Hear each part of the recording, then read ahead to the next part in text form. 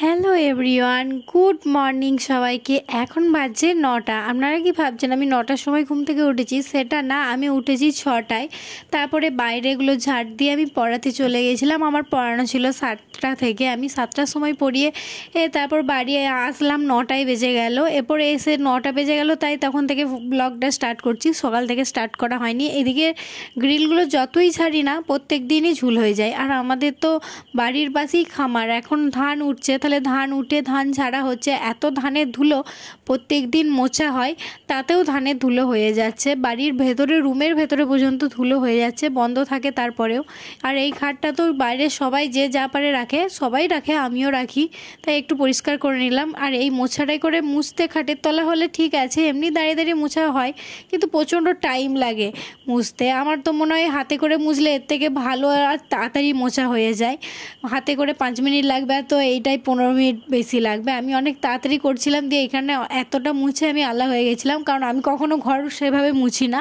মা থাকলে তো মাই সব করে, আর নাহলে পর মা না থাকলে জেঠুমা আসে, কিন্তু এইবারে জেঠুমা আসেনি। তারপরে চান টান করে আমি চলে এসেছি এখানে গোপাল দিকে খেতে দেবো। গোপাল পুজো করব, তারপরে আরও ঠাকুর আছে, সেই সব ঠাকুরদের পুজো করব বলে। এখানে আমার 3টে গোপাল আছে, এগুলো আমার না, আমার বোনের গোপাল। আমাদের এই গোপালের না অনেক কাহিনী আছে। আমাদের 3টে গোপাল 3 জনাকার, আমরা 3 বোন। একটা আমার দিদির ছিল, দিদি নিয়ে এসেছিলো, আর একটা আমি কিনেছিলাম। আমার অনেক দিন আগের শখ ছিল যে গোপালের জন্য, তাই সেইভাবে আমি মেলায় দেখতে পেয়ে কিনে নিয়ে এসেছিলাম শুশুনিয়া পাহাড় গিয়ে। আর একটা গোপাল আমার এক জেঠুমা আমার বোনকে দেয়। তাহলে আমাদের বাড়িতে 3টে গোপাল হয়, 3 জনাকার 3টে হয়ে গেছে। মা মাঝে মাঝে বলে 3টে মেয়ে আমার, তাই 3টিই গোপাল হয়েছে। এদিকে আমি পুজো করে নিলাম, অনেকটা তাড়াতাড়ি স্পিডেই করে নিয়েছি। তারপর রান্না করতে হবে বলে রান্না চাপাতে চলে এসেছি এদিকে। আজকে বেশি কিছু তরকারি করব না, কুমড়োর তরকারি, পটল এর তরকারি, আর উচ্ছে আলু ভাজা, আর হচ্ছে শেষে ডিমের কারি করব। কারণ ডিমের কারিটা আমাদের, যেহেতু ঠাকুমা মুরগির ডিম খায় না, মুরগির কোনো কিছুই খায় না, শুধু ডিম না, তাই ঠেকাঠেকি করি না, মাও করে না দেখেছি, তাই আমিও ঠেকাঠেকি করব না বলে ওটা সত্য শেষেই করব। এদিকে কুমড়োর তরকারিটা আমার হয়েই গেছে। কুমড়োর তরকারিটা আমি অনেকক্ষণ আগে চাপাইছিলাম বলে হয়ে গেছে। আমি কুমড়ো আর পটল খাই না বলে আমি শুধুমাত্র আমার জন্যে হচ্ছে উচ্ছে আলু ভাজা, ডিমের কারি, শুধু আমার জন্য না, আমি সবাইকার জন্যই করব।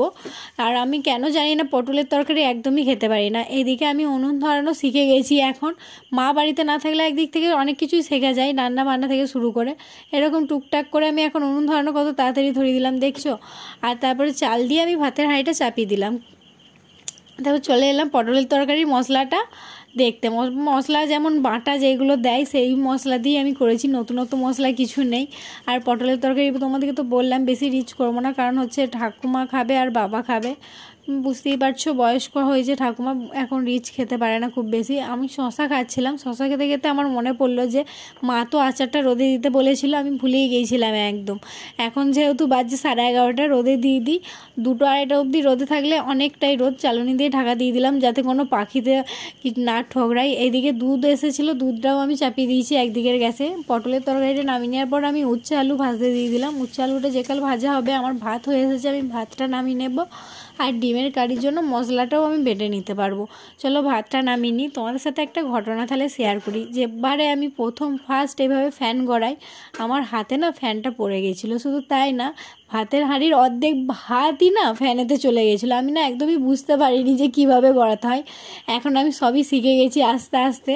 আমি রেগুলার রান্না করি না, কিন্তু মাঝে সাঝে মা না থাকলে তখন করি। এদিকে আমি ডিমগুলো সেদ্ধ করতে দিয়েছি। ডিম সেদ্ধ হয়ে যাওয়ার পরে আমি তেল দিয়ে কড়াইতে ডিমগুলো হালকা ভেজে নেবো। আমি ডিম ছাড়িয়ে নিয়েছিলাম আগেতেই সেদ্ধ করে, তারপর ডিমটা ঠান্ডা জলে দিয়ে আমি ডিমটা ছাড়িয়ে নিয়েছিলাম।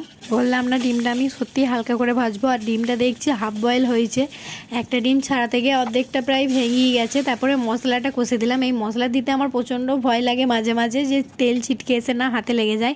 আর সেটাই হয়েছিল এর আগের দিনে, আমার তেলটা ছিটকে গিয়েছিলো আমি ভেন্ডি ভাজতে গিয়ে। আর এইভাবে আমি ভাতটা আগে বেড়ে নিলাম, দিয়ে আমি ঠাকুরকে খেতে দিয়ে দিলাম। আমি আমার মাকে দেখেছি এইভাবে অন্নপূর্ণাকে খেতে দিতে। আর আজকের লাঞ্চে কী ছিল দেখতে পেয়েছো, ডিমটা আমি তো তোমাদেরকে সব বলেই দিয়েছি, আর সঙ্গে আচার ছিল। 4:30 বেজে পেরিয়ে গেছে, এখন ওই 4:40 মতন বাজছে। দাদাও কেমন রোদ তোমরা দেখতে পেলে। আর আমি গিয়েছিলাম আমাদের মাটির ঘরে শুতে, কেননা আমাদের এই বাড়িটা তো আমি ছাদে আর কি খড় দেওয়া আছে, ঠান্ডা হয়, কিন্তু মাটির বাড়ি তো অনেক দিনের পুরনো বাড়ি হলে কি অনেক ঠান্ডা হয়। মানে মাটির বাড়িগুলো সত্যি করেই এই গ্রীষ্মকালে হাওয়া চললে প্রচণ্ডই ঠান্ডা হয়। আর আমি প্রায় দিনই দুপুরবেলায় ওখানেই শুতে যাই। আর 4:30 বেজে গেছে, অন্য দিন আরও বেলা করে আসি, কিন্তু আজকে আমাকে যেতে হবে টিউশন পড়াতে। তাও যাওয়ার কথা 4টে, 4:30 বেজে গেছে, আমি পড়াতে যাব। দেখি, ফোনে একদমই চার্জ নেই, সেভাবে চার্জ দেওয়া হয়নি। প্রচণ্ড আলা হয়ে গেছি, সারা দিনটা রান্না বান্না কাজ বাজ করে দুপুরে একটু শুতে গেছিলাম, ঘুম হয়নি। কারণ দুপুরে আমি শর্ট ভিডিওটা এডিট করছিলাম, এডিট করে আপলোড করলাম। তারপরে মানে দেখলাম যে 3:30 বেজে গেছে। আর আমি যেহেতু 4টে থেকে পড়াতে যাবো বললাম, তা 4টে থেকে পড়াতে যাবো বলে উঠে পড়েছিলাম। আর ওর একটু শরীর খারাপ ছিল, ওর মা বলে একটু লেটে আসবে, তাই 4:30 হয়ে গেছিলাম। শুয়েছিলাম কিন্তু ঘুম হয়নি, তাই এখন বাজছে 10:30। আমার এত ঘুম পাচ্ছে যে আমি তাকাতে পারছি না।